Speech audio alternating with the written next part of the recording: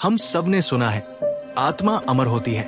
कहानियां, धर्म, पुराण सब यही कहते हैं। शरीर तो मिट्टी का है, एक दिन मिट्टी में मिल जाएगा। लेकिन आत्मा, वो कहीं और चली जाती है। शायद स्वर्ग, शायद नरक, या फिर किसी और जीवन में।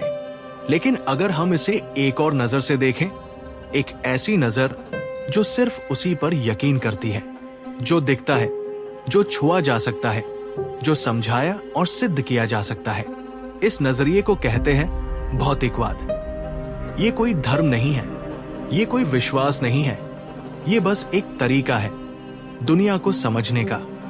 भौतिकवाद कहता है कि इस पूरी दुनिया में जो कुछ है वो सब पदार्थ और ऊर्जा से बना है। तारे, ग्रह, पानी, हवा, हम सब, तुम, मैं, सब कुछ।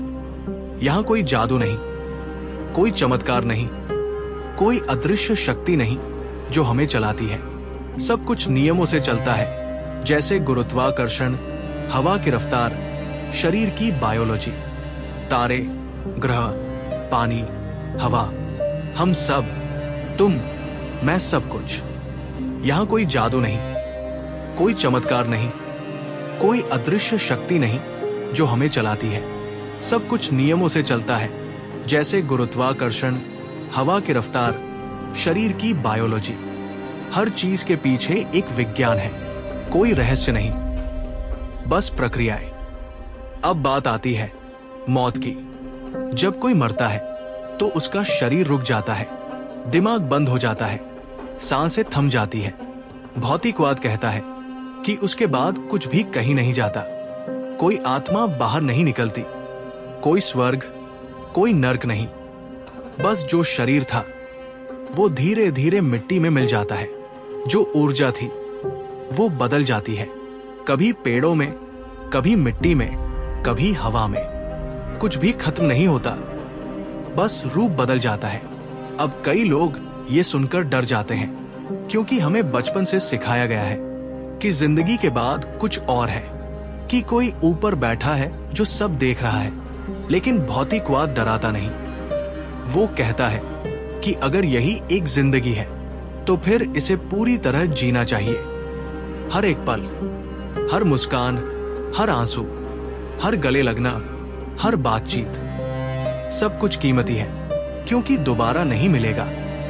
भौतिकवाद कहता है जिंदगी का मतलब कहीं बाहर नहीं है, तुम्हारे अंदर है। मतलब खुद बनाओ, अपने रिश्तों से, अपने काम से, अपने सपनों से।